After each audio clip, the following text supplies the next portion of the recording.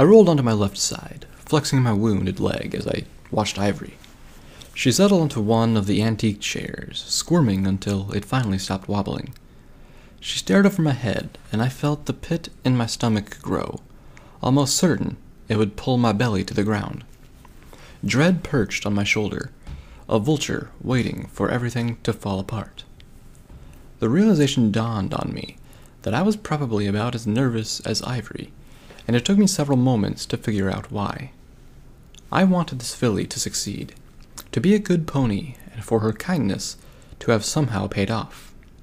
I wanted there to be justice, because she was, in a way, me. There's too many. You have to run. The unicorn guard was standing before me again, battered, bruised, and bleeding. One of the many I left behind to die. I couldn't save him. I couldn't save anyone. I shook my head, scolding myself for spacing out so easily. The past was done, and reliving it wasn't helping me any. If Ivory noticed my mental interlude, she didn't show it at all. She was still staring past me, looking at the wall for a staring point. Seconds passed into eons, and I wondered if she was having second thoughts. She began speaking without so much as a glance my way. Wherever Moss went, it wasn't here. I never saw him again. The first nights were the hardest. He'd taught me what was safe to eat and where to find shelter, but that wasn't enough. I was just a pampered filly, all alone in the wild, depending on a bunch of barely remembered facts for survival. Despite our differences, I knew how she felt. From the moment I could scamper after my parents, I had spent my foalhood on the road, soaking up their wisdom. When I set out on my own, I had everything I needed for a quick, easy trip. But they left a gap, a crushing vacuum of responsibility. Routes, finances, weight allowance, and all of it squarely on my back. For all my experience, my legs were practically giving out before I had even left Ponyville proper. I didn't want to use zombies at first, not so soon, but the woods were full of hungry creatures, and a lone filly is an easy target. I needed something to protect me. What was a blessing turned curse became a blessing again. After the first fight, I knew they would stay by my side and keep me safe. They didn't complain, flee, or judge. Aside from Moss, they were the best friends I ever had. A shiver ran down my spine. I dealt with hundreds of people before, and while some could accurately be described as the kind of mare that they don't want to know, I could hardly imagine substituting every pony with zombies. That a filly would have to turn them into friendship left a hole in my heart. I decided if the village didn't want me, I didn't want them either. I spent the next while making my new friends stronger, faster, more independent. And then I realized I didn't have to hide in the shadows. We could take on the creatures of the forest without trouble. Why should I let us be bullied? There was a lump in my throat. No matter how hard I tried to swallow, it wouldn't go away. The only pony who even remotely stood a chance was a soldier, a royal guard's deputy. He might have rallied the villagers, organized them against me, and because zombies aren't the most adaptable creatures, the militia could have won. I knew he patrolled the roads and the borders between the forest and hills. I just had to catch him alone. I pushed confusion from my mind. Why was she telling me this? Didn't she want me to think she fought bandits? That she was a champion of justice? Then a thought dawned on me. This was a confession, a plea for absolution. She had murdered the only guard of the town. Who, then, would fill the gap in guardianship? Ivory lowered her head, but continued to look past me. One day, as he neared the forest border, he got too close to the brush. I didn't know why, but I didn't care. I saw my opportunity. So did everything else. Before I could send out my zombies, 2 timber wolves leapt from the undergrowth. They were smart, the first faking a lunge, while the other attacked from behind it. It maimed his hind legs, and the fight was almost over before it began. I didn't even have to do anything, just watch. The air around me felt a little cooler. I wanted to be angry and indignant, but leaving some pony to die was leaving some pony to die.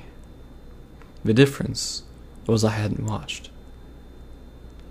He fought back with the strength of a manticore, keeping the wolves at hoof's length. But I think they knew it couldn't last. They circled him, nipping at his heels and wearing him down. I moved my zombies into position, just in case. As he fell to his knees, he cried out for his wife. I couldn't take it anymore. To stand by and watch him die, it would make me no better than the monsters. I had tried so hard to tell myself that's what I wanted, but it wasn't. This pony hadn't even wronged me. I wanted him to die by proxy. I realized that if I let this happen, if I gave myself over to revenge, then I'd become exactly what every pony thought I was. So I did the only thing I could: save him. My heart leapt, and silently I cheered her on, but the wariest part of me was still watching Ivory quite carefully. I brought him here, nursed him back to health, and sent him on his way. I blinked, and as I opened my mouth, every thought spilled out. Hey, hang on a second. Why did you gloss over that? Didn't you talk? Couldn't he vouch for you? And for that matter, where is he now? I didn't see any real guards among the militia. Ivory closed her eyes. I don't know. I never heard from him again. I just don't like thinking about it. Pain creased her face, but there was already plenty to be sad about. I had to know why she was clamming up, and guesses weren't going to cut it. What you're asking me to believe is a rather tall order. You said you wanted me to know the truth, so why won't you tell me? He promised, Ivory whispered. What? Ivory slumped over for a second. I thought she might end up on the floor. He promised to keep in touch. He said he was my friend. The question was almost painful to ask, but I couldn't stop there. Not yet. I'm sorry if this sounds harsh, but can you tell me his name? I'd like to verify the story if I can. Her gaze fell to the floor for several long moments. She didn't look up when she replied. It wouldn't matter anyway. If he wouldn't say anything before, a strange mare knocking on his door wouldn't change his mind. I simply nodded. My gut was telling me to lay off, especially since Ivory was right.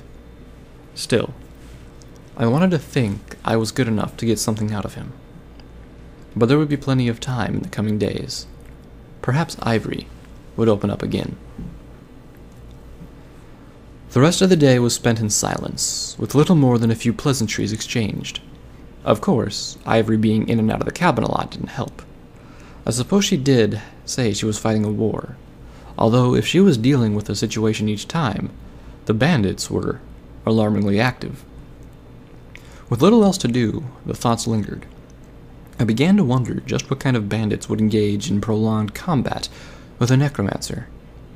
They could have been desperately clinging to the only region that they knew could support them, but attrition would quickly throw that out of whack. Or perhaps there was a bigger prize at stake. With so much untouched land, there was bound to be a node or two around.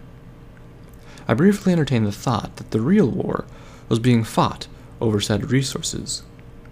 Trade would have been a tough prospect, but perhaps ivory had found practical uses for the material. With a sigh, I reminded myself that the situation was none of my business. Either way, the outcome didn't matter. When I was healed, I would wish ivory good luck, and be on my way. And for that, I needed sleep. Lying my head against the hay, I did my best to push any further thoughts from my head.